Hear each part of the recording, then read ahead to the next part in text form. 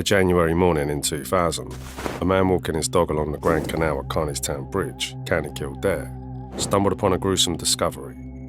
A man's naked body, lifeless, and floating in the icy water. The following day, as Garda divers combed the canal in search of a murder weapon, they pulled a second body from the water, intensifying the chilling mystery. 20-year-old Darren Carey and 19-year-old Patrick Murray were known to be low-level criminals entangled with a notorious drug gang from Balymun in Dublin. Both young men had been executed with point-blank shots to the head. Disturbingly, it was reported that one of the victims had endured sexual assault before his death.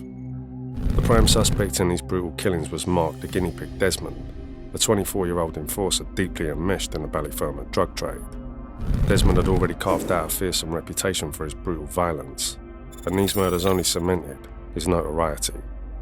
Back in 2000, Garda investigators pieced together a chilling hypothesis. Darren Carey and Patrick Murray, having been caught with Desmond's drugs on a flight from Amsterdam to Dublin, were deemed such a liability by the young drug dealer that he decided to kill them both. Desmond allegedly lured the two young men to a deadly meeting in Balymun, executing them in cold blood before dumping their bodies into the Grand Canal. The investigation took a dramatic turn when Jonathan Desmond, Mark's cousin, came forward. He revealed to the Gardaí that Mark had shown him a hidden cache of firearms in the back garden of a house on Lally Road in early December 1999. Jonathan also disclosed that Carey and Murray had accompanied Mark to Amsterdam, where they procured heroin to smuggle back to Dublin. Acting on Jonathan's tip, the Gardaí raided the house, uncovering an arsenal, 2 shotguns, a long rifle, an unused shotgun cartridge, and 3 spent cartridges. The prosecution argued that these weapons had been stolen in Athlone by local criminals and transported to Dublin. During the trial, evidence suggested the firearms were traded for heroin, further entangling Mark Desmond in a web of drug-related violence. Additionally, another shotgun, found in January 2000, was also traced back to Desmond's control.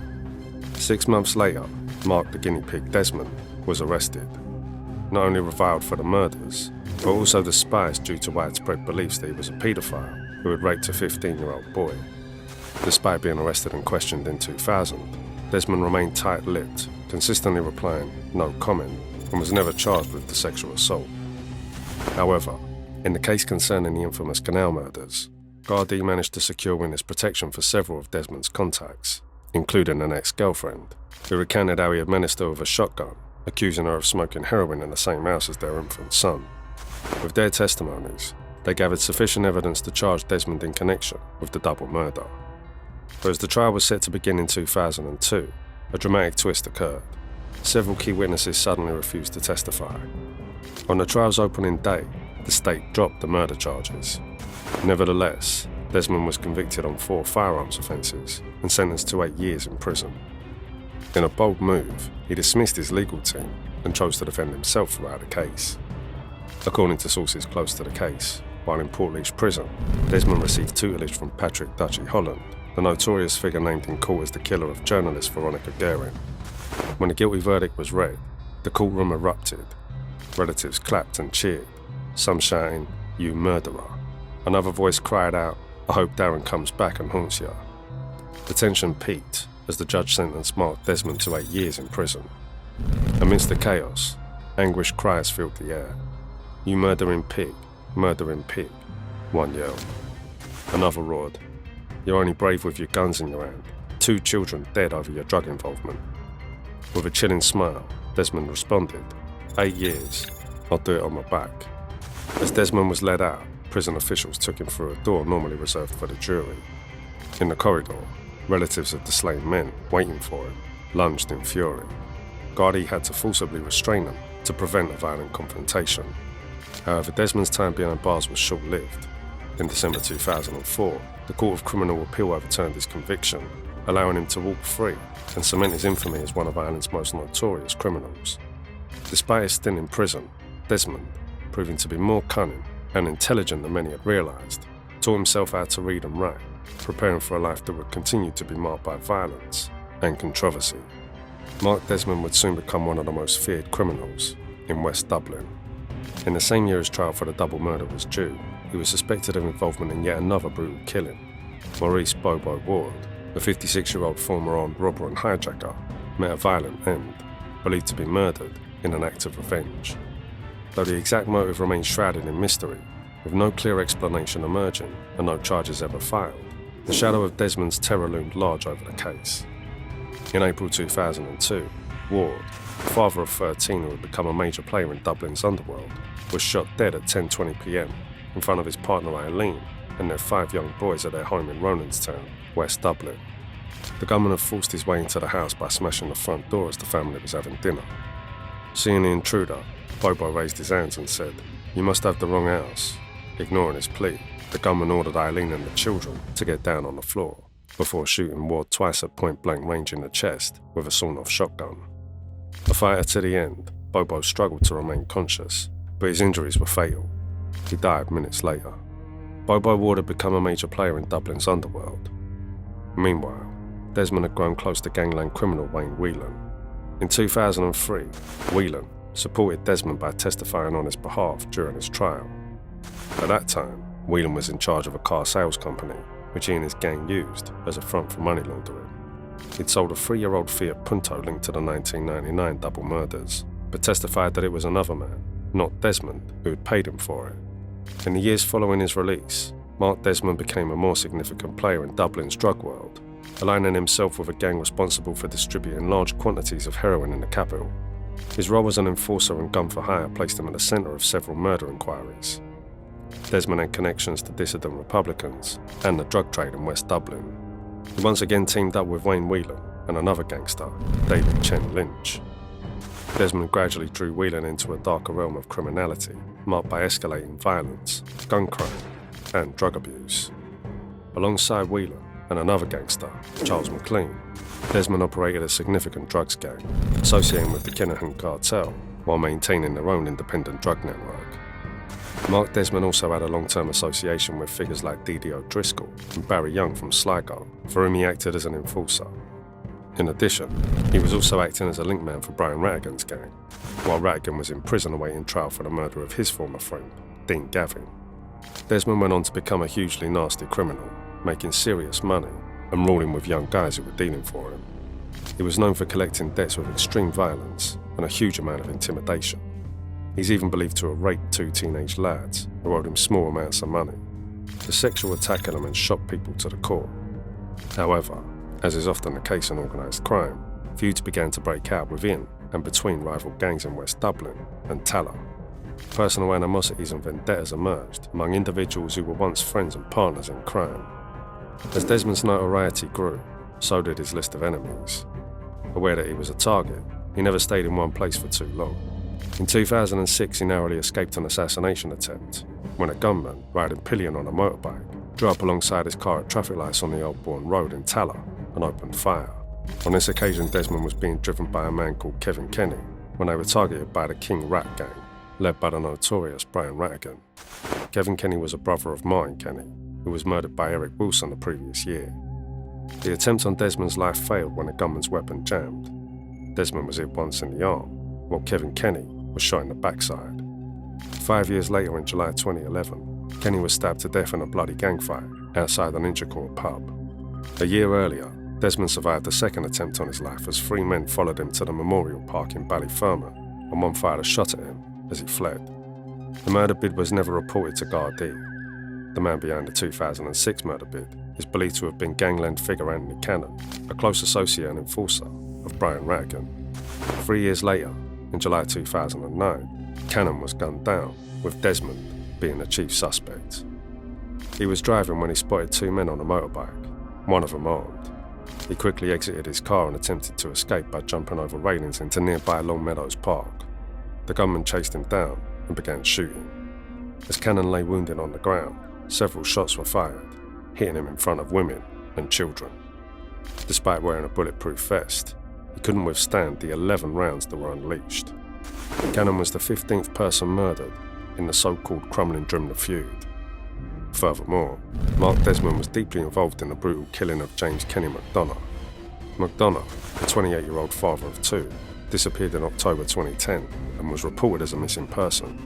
14 months later, his body was found in a shallow grave in the Dublin mountains, having been shot dead. Gardaí believed that several of McDonough's associates were members of Desmond's gang. and suspected Madonna must have crossed the group before his murder. Meanwhile, the bond between Desmond on the one hand and Whelan and Lynch on the other also started to show cracks, eventually leading to a serious falling out over drugs and money. Despite the apparent socializing and so-called friendships, Whelan and Lynch were well aware of the danger posed by Desmond and his gang. Professionally, Desmond became a liability to Whelan and Lynch's front businesses, and personally, both men feared him. At one point, Lynch even fled to Liverpool, believing he was at risk of being shot. Lynch, who came from a broken home, moved in with Whelan at a young age. Though not related, they regarded each other as brothers and became deeply involved in organised crime together. They ran a car business as a front to launder drug money. Lynch was a private individual who kept a low profile while quietly building and maintaining his criminal empire. Both Lynch and Whelan had connections with criminal gangs and drug dealers in Ballymun, Tala and Clondalkin. They were linked to individuals involved in the ongoing violent feuds and were targets of the Garda's Drugs and Organised Crime Bureau, as well as the Criminal Assets Bureau. Whelan, Desmond, Lynch and their fellow gangsters were all impacted by the escalating violence in the greater Clondalkin area. 3 years later, the harsh reality of organised crime caught up with Mark Desmond, as his so-called friends, Wayne Whelan and David Lynch among them, turned against him. On December 2, 2016, while staying at Whelan's house, Desmond received a call from fellow gangster Charles McLean around 7 p.m. McLean, who had long been associated with high-level criminals including Desmond and Whelan, arranged to meet Desmond in Griffin Valley Park in Lucan to discuss criminal matters. Desmond, trusting McLean, did not bring his gun and hid it in nearby bushes, a decision that would prove fatal moments later. Unbeknownst to Desmond, a meticulously planned and deadly double cross awaited him. As he entered Griffin Valley Park, a nearby assailant, armed and ready, approached him. At 41 years old, Desmond met his assassin unarmed and was shot multiple times with a handgun. He sustained fatal injuries to his groin, head and chest, and died at the scene. This execution was clearly professional. 2 bullets to the back, 2 more to the legs to bring him to the ground, and finally, 2 shots to the head to finish the job. Local residents reported hearing loud bangs around 7:20 p.m, and a juvenile witness saw a figure in black fleeing the scene. Shortly after the attack, a partially damaged gun and a spent bullet were discovered next to a burnt-out Mazda 6.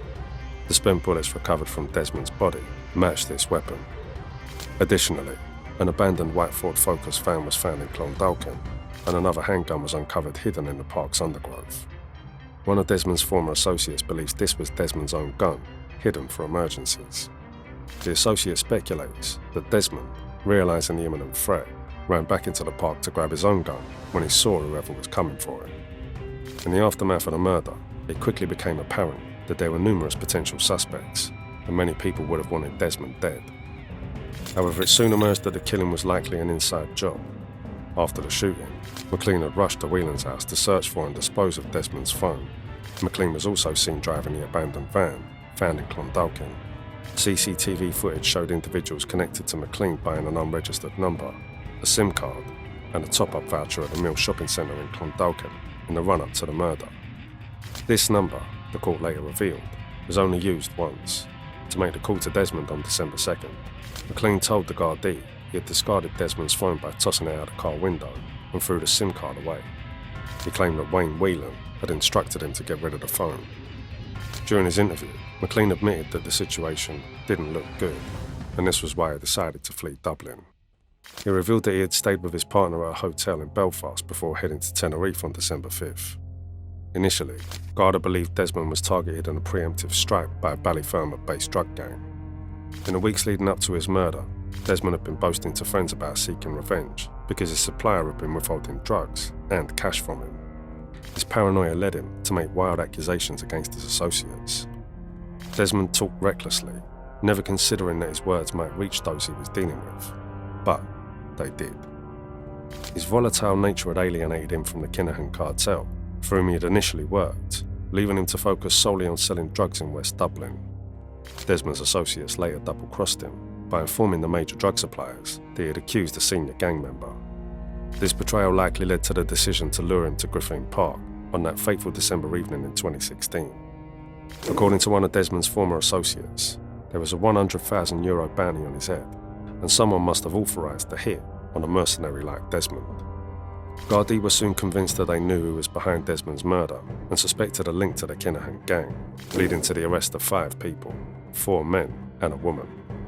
They believed Desmond had threatened one of their close associates and suspected that the Kinahan gang had orchestrated Desmond's killing as a result. Detectives claimed to have identified the person who shot Desmond after he went to meet McLean in Lucan. Wayne Whelan was suspected of orchestrating the murder of his once close friend and was arrested and questioned. However, Gardaí couldn't gather enough evidence to charge him or David Lynch in connection with the crime. But in October 2020, a major breakthrough occurred leading to Charles McLean getting arrested and charged with the murder. McLean, who had made the fatal call to Desmond, eventually pleaded guilty to obstructing the apprehension of the person responsible for the murder. At that time, McLean was already serving a 16.5-year sentence for his role in the failed murder attempt on his former associate Wayne Whelan, who was shot dead 3 years after Desmond, as well as for the doorstep killing of Thomas McCarthy, a father of 5, at his mother's home in Balymun. In February 2024, McLean received an additional 3.5-year sentence for impeding the capture of Desmond's killer. Before his death, 41-year-old Desmond had been spending time in Liverpool, where he'd found love with an Eastern European woman. Despite this, he often spent days alone, sitting in silence with the TV and radio off, talking to himself. His obsession with death was evident. He frequently speculated about what he would do if faced with imminent danger or drowning. Desmond's criminal activities marked him as one of the most notorious figures in Irish history. Given his actions over the years, it's likely that only a few will mourn his passing. He lived by the gun, and ultimately, he died by it.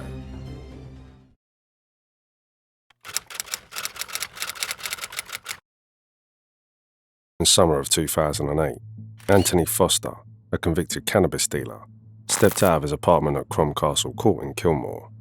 It was 1:45 p.m, and he was headed out to meet his partner Joanne Ryan to pick up their 2 sons from creche. Unbeknownst to him, a gunman in a hooded top lay in ambush. As Foster descended the stairs, his attacker sprang into action, firing a single, fatal shot to his face. Foster died instantly, collapsing to the ground with a baby's bottle still clutched in his right hand. The brutal execution was soon traced back to the notorious drugs kingpin David Babyface Lindsay. A major player in the drug trade since the 1990s, Lindsay orchestrated the hit with ruthless efficiency. He enlisted the help of armed robber Christy Gilroy, reportedly paying him handsomely to help him carry out the murder. Gilroy was arrested by the Gardaí shortly after Foster's execution. He had helped source the motorbike used as a getaway vehicle by Foster's killer. However, in a bizarre turn of events, Gilroy managed to walk out of his cell after discovering the lock was faulty, leaving the Gardaí red-faced. Foster's cold-blooded killing, meticulously planned and executed, would soon plunge the criminal underworld into chaos, unleashing a wave of violence and retribution. By 2008, David Lindsay was at war with his former associate over a massive drug debt. This adversary was none other than North Dublin kingpin Michael Micah Kelly, infamously known as the Panda. Once a key member of Lindsay's gang, Kelly had fallen out with Lindsay over unpaid drug debts. To send a message, Lindsay ordered the murder of Anthony Foster, a close associate of Kelly's, a decision that would turn out to backfire tremendously. Hailing from Swan's Nest Road in Kilbarrack, Michael Kelly had amassed at least 15 criminal convictions, including a suspended 3-year sentence for possession of ecstasy tablets in 1998. Over the years, Kelly solidified his status as one of Ireland's most notorious gangsters, controlling vast swathes of drug territory in North Dublin, particularly in Coolock. At the height of his power, with Kinahan as his supplier, he became a multi-millionaire drug dealer. However, drugs were not the only thing he was into. He was linked to at least 6 different murders and had a terrifying reputation. By 2008, tensions had spiraled out of control as Kelly owed his former boss, Lindsay, a 7-figure sum for drugs. When Lindsay subsequently ordered the murder of Kelly's associate, Anthony Foster, it ignited a firestorm of retaliation. Lindsay's attempt to teach Kelly a lesson by targeting Foster was a catastrophic miscalculation, setting off a chain of events that plunged the criminal underworld into chaos. Kelly, already notorious, then solidified his gangland infamy by enlisting convicted criminal Ballymun hitman Eric Lucky Wilson to eliminate Lindsay and his sidekick Alan Napper. another former drug trafficking associate. In a grim twist, Garda intelligence revealed that Wilson had previously been hired by Lindsay to kill Kelly over the drug debt. Known to demand a kilo of cocaine as his fee, Wilson was Ireland's most prolific gangland killer. Less than a week after Foster's murder, Kelly orchestrated a diabolical double cross that led to the swift and brutal demise of both Lindsay and Napa. This ruthless act of vengeance sent shockwaves through the criminal underworld, marking a dark chapter in Dublin's gangland history. Lindsay and Napa were last seen alive in Clane, County Kildare, where they had borrowed a car to travel to Northern Ireland. However, they walked into a deadly trap orchestrated by Kelly, who lured them to the north under the pretense of paying what he owed and settling their dispute. Instead, Kelly sent them to a house in rural County Down, where Wilson was lying in wait. The pair was never seen again. Investigation eventually showed Lindsay and Napa were brutally tortured. Although the PSNI found traces of Lindsay's blood, neither his nor Napa's remains were ever discovered. It's widely believed that they were murdered and that their bodies were dismembered and dumped in the Irish Sea. Disposing of bodies so that they vanished without a trace became something of a specialty for Eric Wilson, adding a chilling layer to his already fearsome reputation. After Kelly's ruthless actions, fear gripped many in the underworld. Kelly was also linked to the gangland murder of career criminal Anthony Russell. In April 2008, Russell was gunned down while drinking with friends at the Yardley Inn. A notorious drug dealer and armed robber, Russell was well known to Gardaí. He was part of a gang led by Christy Griffin, based in Sheriff Street in Dublin's north inner city. This gang specialised in drug dealing, armed robberies, truck hijackings, and robberies at Dublin Port, and had close ties with the Provisional IRA based in Dublin. Kelly's involvement in these high-profile killings further cemented his reputation as a formidable and fearsome figure in Ireland's criminal underworld, leaving a trail of terror in his wake. The last murder that Kelly's gang have been linked to is that of Sean Winters, a drug dealer who was shot dead in Portmarnock in September 2010. It's understood that the gang enlisted a local Rio IRA team to murder Winters, a former close associate of Lindsay and Napa, whose reckless criminal behaviour was causing concern to Kelly's organisation. During that tense period, Michael Kelly was acutely aware of the crosshairs aimed squarely at him. With the weight of a contract hanging over his head, he had been moving between the sun-drenched coasts of Spain and the bustling streets of the Netherlands. Warned by the Gardaí, Kelly, a devoted father of three, sought refuge in the anonymity of mainland Europe. There he struck alliances with global drug traffickers. He had the dubious title of facilitator among local drug circles, with whispers suggesting his pivotal role in orchestrating a relentless stream of contraband into the country. These sizable shipments, it was rumoured, fell under the clandestine control of Christy Kinahan and his network of suppliers. However, during the summer of 2011, Kelly made a rare return home to witness the birth of his son. Around 1 p.m. on a September afternoon, he departed from his girlfriend's apartment block on Marsfield Avenue, Clongriffin, a neighbourhood on the north side of Dublin. As he strolled towards a waiting friend parked nearby, a silver Saab suddenly emerged from a parking space. Sensing danger, Kelly broke into a sprint, but it was too late. Shots erupted from the car, the deafening roar of an AK-47 style assault rifle filling the air. Kelly was hit, stumbling under the hail of bullets. As he collapsed to the ground, two assailants leapt from the vehicle, mercilessly pumping several more rounds into his already wounded body. Kelly bore the brunt of 14 bullets before his attackers got back into the Saab and callously reversed over his bullet-ridden body. Despite his grievous wounds, Kelly remained conscious for a brief moment, calling his girlfriend's name. However, by the time the Gardaí arrived at the scene, Kelly had succumbed to his injuries, lying face down amidst a heap of cash. The getaway car, miraculously intact, was recovered a mere 10 minutes' drive from the scene, its trunk harbouring the discarded firearms used in the brazen attack. The violent end of Michael the Panda Kelly marked the culmination of a notorious criminal career, leaving behind a city still reeling from the shockwaves of his demise. His execution is considered the most significant gangland murder in Ireland since Eamon the Don Dunn was shot dead the previous year. Fat Freddie Thompson and other notable figures attended Kelly's funeral, underscoring the significance within Dublin's criminal underworld. In the lead up to his demise, Kelly came under scrutiny from the Criminal Assets Bureau, which obtained authorization to auction off 2 cars and a house acquired through illicit means. Following Kelly's death, his widow, Quiva Robinson, wed notorious crime boss Daniel Kinahan in a lavish ceremony held in Dubai during the summer of 2017. The fatal shooting of Mickey Kelly is believed to have been orchestrated by real IRA Dublin boss Alan Ryan. Allegedly, Kelly refused to comply with demands for payment from Ryan and his associates. Ryan, who ascended to a senior position within the real IRA, met his own demise in a gangland-style attack in 2012.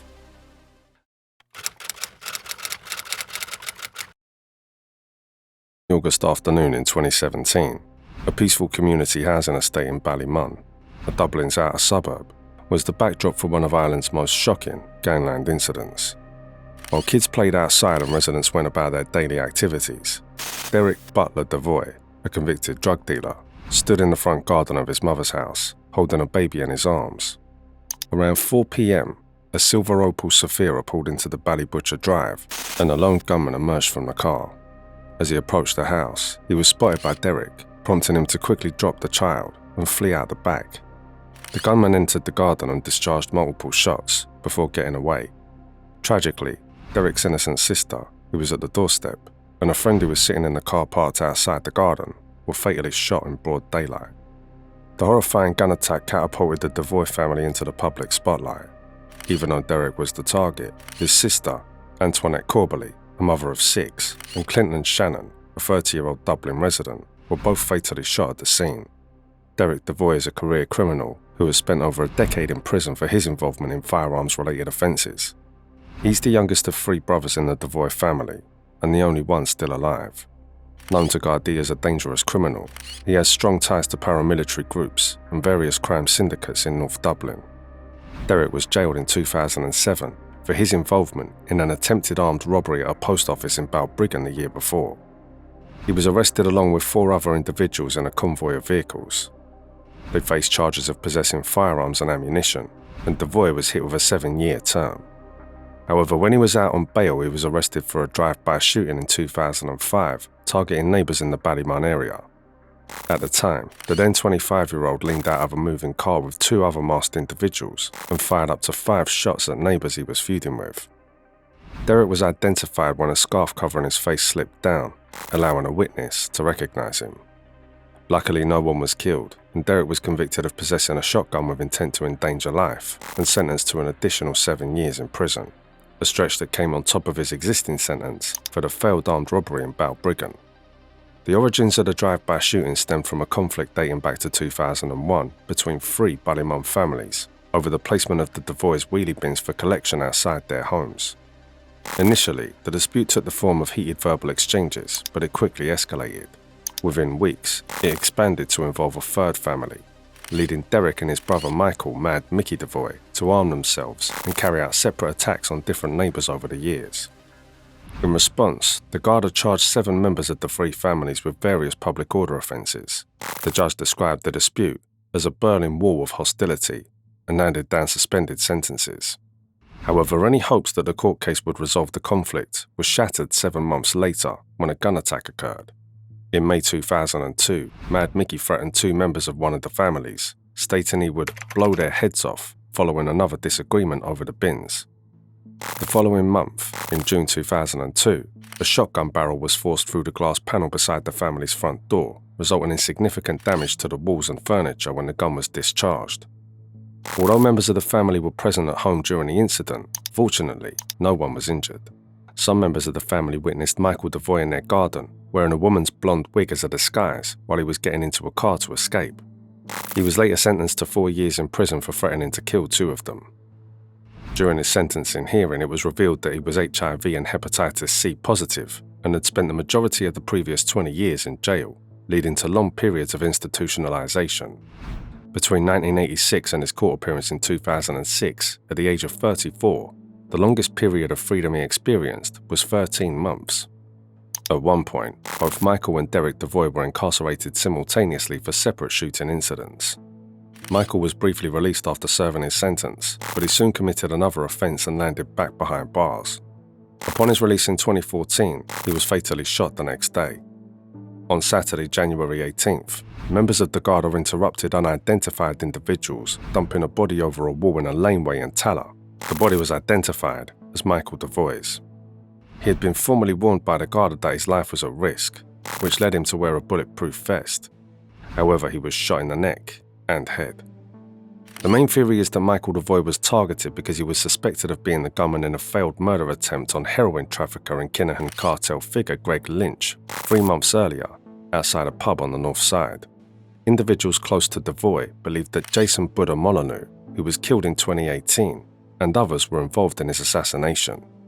At the time of his brother's death, Derek was still incarcerated, serving the remainder of his prison terms for the armed robbery and drive-by shooting. Despite nearing the end of his sentence, Derek's volatile nature led authorities to deny him temporary release, even for a few hours to attend his brother's funeral. He had been constantly in trouble in prison and was segregated from other prisoners on a special wing of Portlaoise Prison for a time. Upon his release in February 2015, the Garda put in place a security operation near his Balymun home to monitor him.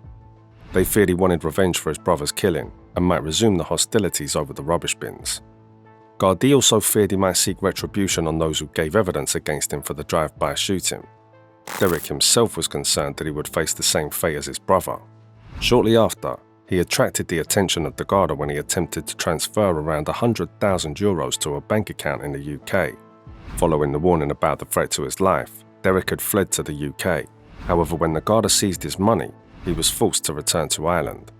2 years later, he had become involved in a localized feud with a rival drug-dealing faction in Balymun. This dispute escalated in the form of pipe bomb attacks and several shootings, with Derek securing the support of the new INLA and other armed criminals.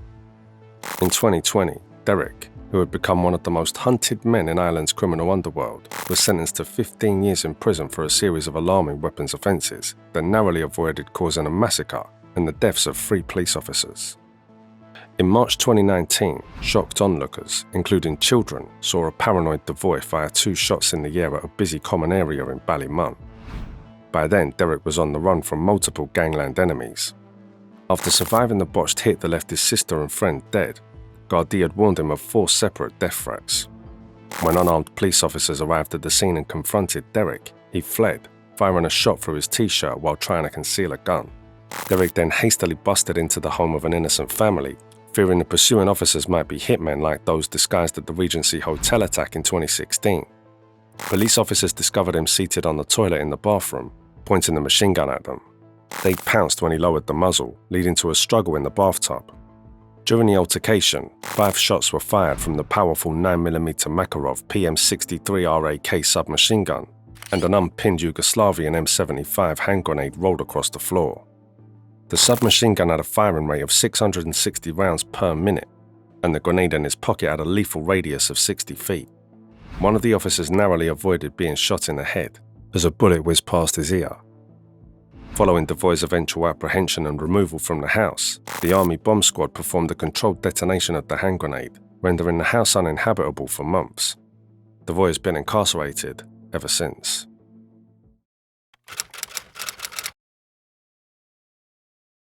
In the chilling October darkness of 2013, the 21st birthday bash was in full swing upstairs at Hanlon's pub in Cabra, and in a suburb on the north side of Dublin.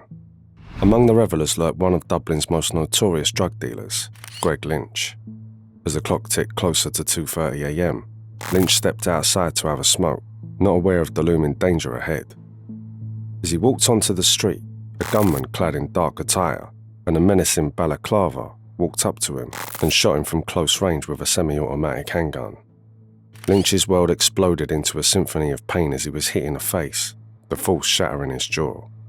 As Lynch crumpled to the ground, a chilling symphony of chaos erupted.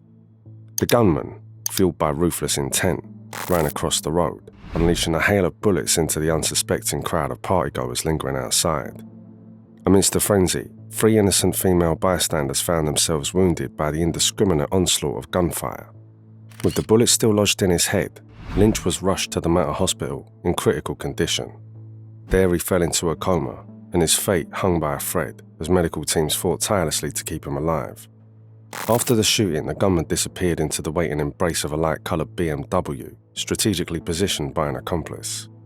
Soon, the pieces of the puzzle began to fall into place, revealing the sinister puppet master pulling the strings behind the shooting was none other than Europe's biggest crime lord.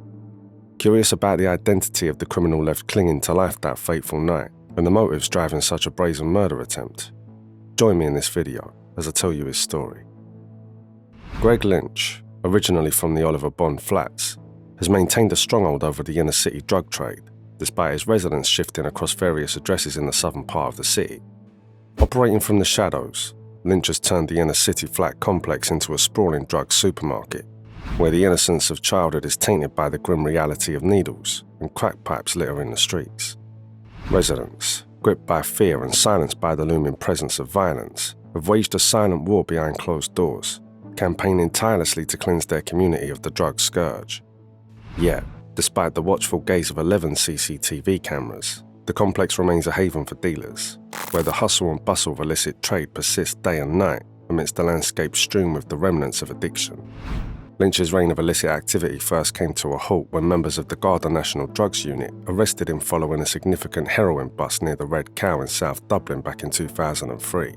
Subsequently convicted in 2004, Lynch found himself sentenced to 8 years behind bars, with 2 suspended. After his release, Lynch, who was also a close associate of enforcers Gerard Hatchet Kavanagh and Paul Rice, soon became a pivotal figure within the notorious Kinahan cartel, holding sway over the cartel's operations on the streets of the South Inner City. Targeted by Operation GoldenEye, the Garda cracked down on the cartel, which ran parallel to Spanish probes. Lynch found himself squarely in the crosshairs of law enforcement scrutiny. By the summer of 2010, intelligence gathered by the Garda pointed to Lynch's alleged control over a huge network of 60 dealers, making him one of the most senior cartel members on Irish soil. Navigating the streets in opulent top-of-the-range jeeps, chauffeured by his personal driver, Lynch found himself firmly entrenched at the summit of law enforcement's hit list when it came to targeting senior members of the Kinahan cartel. Although the cartel didn't pioneer the exploitation of children in drug operations, they certainly perfected it. From as young as 10 years old, these vulnerable youngsters are recruited into the cartel's fold, tasked with transporting drugs and cash on their bicycles or acting as spotters. They're groomed into the dangerous world of organised crime. If caught by Gardaí, their age often shields them from severe consequences, leaving law enforcement powerless to intervene effectively. However, those who lose drugs in a surge may be beaten or stabbed, serving as a chilling warning to others within the gang. Once ensnared in their web, escape becomes a distant dream. Utilising age-old tactics of intimidation and coercion, the cartel instills fear into individuals with no prior criminal records, forcing them into roles they never imagined. Disobedience is not an option. The repercussions are lethal. Families across Dublin's South Inner City lived in perpetual fear, driven to desperate measures like remortgaging their homes to settle drug debts, all in a desperate bid to shield their children from the spectre of violence. The 2013 shooting was not the first time Lynch was targeted. In the months leading up to the attack, the convicted heroin dealer had been the subject of numerous death threats from rival factions. Just the previous December, another sinister plot to take his life had been hatched, only to be thwarted by a bungled surveillance operation by his would-be assailants. During Lynch's recovery, his cartel allies pointed fingers at drug dealer bottler Devoy, accusing him of orchestrating the attack at Hanlon's pub in a bid to muscle in on his turf. The retaliation was swift and brutal. Bottler's brother, Mad Mickey Devoy, paid the ultimate price. In a chilling act of revenge, Mad Mickey was lured to his demise and executed with 3 fatal shots to the head and neck, his lifeless body callously dumped in a desolate laneway in Tallaght. For months, Lynch's associates were convinced they had got the right man when they killed Devoy. However, Lynch soon discovered that Devoy had been falsely accused. He had no involvement in the shooting. As an act of reparation, €100,000 in compensation was offered to Devoy's brother, Bottler. Yet, when Bottler attempted to transfer the funds to the UK, the money was intercepted by the Criminal Assets Bureau. After the Regency Hotel attack and the split in the Kinahan gang, Lynch was told that it was actually his own who had tried to kill him. Shockingly, his would-be killers were his own childhood friends. You see, that inner city flat complex where he grew up was also the childhood home to mob boss Daniel Kinahan and his brother Christopher Jr. Jean Boylan, the mother of Daniel and Christopher, spent her entire life in the flats, and her local authority home was inherited by her second partner, Harry Mellon, upon her passing in 2014. Lynch's father, Gerard Bray Brady, shared a close friendship with the godfather Christy Kinahan, who himself resided in the Oliver Bond flats for an extended period. It's within this backdrop that Greg grew up alongside Daniel and his brother, forging childhood bonds that would later be tested by the treacherous currents of the criminal underworld. Lynch soon learned that he had been targeted for elimination by Fat Freddie Thompson, yet another childhood friend. Thompson's ire stemmed from a romantic liaison Lynch had with a woman, a betrayal that ignited a deadly vendetta. Seeking approval from Daniel Kinahan, Thompson requested permission to eliminate Lynch, a request that was seemingly granted, though the motive behind Kinahan's sanction remains unclear, given Lynch's esteemed status as one of his top dealers. Surviving the assassination attempt, Kinahan and Thompson concocted a fabricated narrative, pinning the blame on Devoy and leading to the death of his brother. The tangled web of betrayal and deceit among childhood friends ultimately unraveled, leaving behind a trail of devastation and shattered loyalties. In the years that followed, Lynch chose to distance himself from his former comrades in the gang after uncovering the truth behind his near-death experience. Despite carrying the heavy scars of that fateful shooting for years, which left his face paralyzed, Lynch has recently unveiled the remarkable results of extensive cosmetic surgery. Thanks to these costly procedures, he now boasts a rejuvenated appearance, looking virtually unrecognizable from his former self. Following numerous surgeries, Lynch has confidently returned to the spotlight, once again posing for photographs during his nights out, signaling his triumphant resurgence from the shadows of his past. That was it for today's video. What are your thoughts on today's topic? Let us know in the comments, and don't forget to like the video and subscribe to our channel if you'd like to see our next videos.